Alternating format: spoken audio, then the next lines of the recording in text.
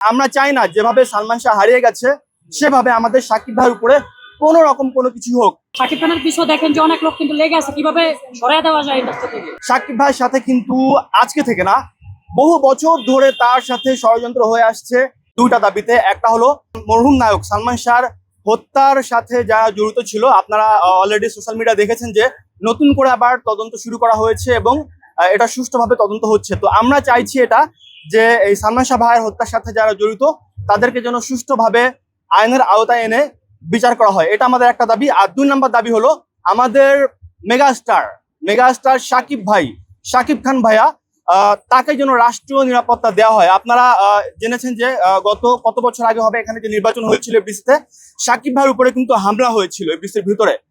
তো এটা নিয়ে আপনারা অনেকের বক্তব্য শুনেছেন। আমাদের ওমর সানি ভাই এটা নিয়ে বলেছিল যে শাকিবকে আমি দেখেছি, আমি সেভ করতে চেয়েছিলাম, কিন্তু অনেকে দেখেছি হামলা করছে তার উপরে, এইসব উনি কিন্তু বলেছে। তো আমরা কিন্তু সবাই জানি যে শাকিব ভাইয়ের উপরে কিন্তু এফডিসিতে হামলা হয়েছিল। তো শাকিব ভাই হলো আমাদের রাষ্ট্রীয় সম্পদ, উনি হচ্ছে megastar, one and only megastar. তো আমরা চাই, আমরা এখানে যারা আছি আমরা কিন্তু সবাই শাকিব ভাইয়ের ক্রেজি ফ্যান বলতে পারেন, শাকিব ভাইয়ের পাগল ভক্ত আমরা। তো আমাদের ভক্তদের পক্ষ থেকে এই দাবিটা আমরা এখানে এসেছি যে শাকিব ভাইকে যেন রাষ্ট্রীয়ভাবে নিরাপত্তা দেওয়া হয়। আমরা চাই না যেভাবে সালমান শাহ হারিয়ে গেছে সেভাবে আমাদের শাকিব ভাইয়ের উপরে কোনো রকম কোনো কিছু হোক। শাকিব ভাইয়ের সাথে কিন্তু আজকে থেকে না, বহু বছর ধরে তার সাথে ষড়যন্ত্র হয়ে আসছে।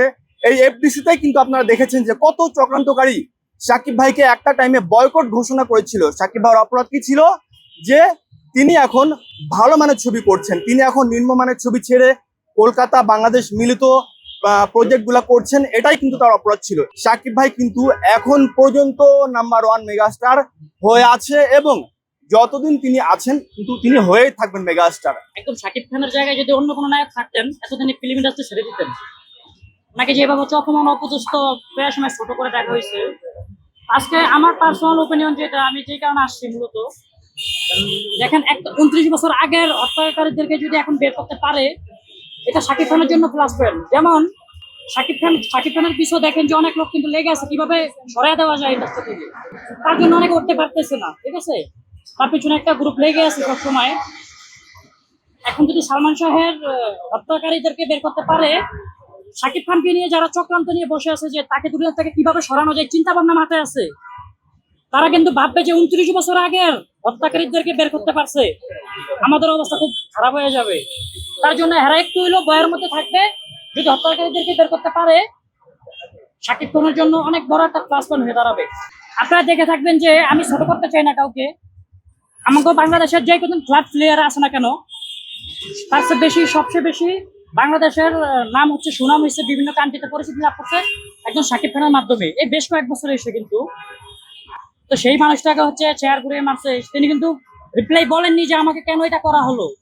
তিনি, আপনার অবশ্যই জেনে থাকবেন যে তিনি কিন্তু জিডি করতে গেছিলেন এই ঘটনাটার পরে, তার জিডি নেওয়া হয়নি, তার জিডি পর্যন্ত নেওয়া হয়নি।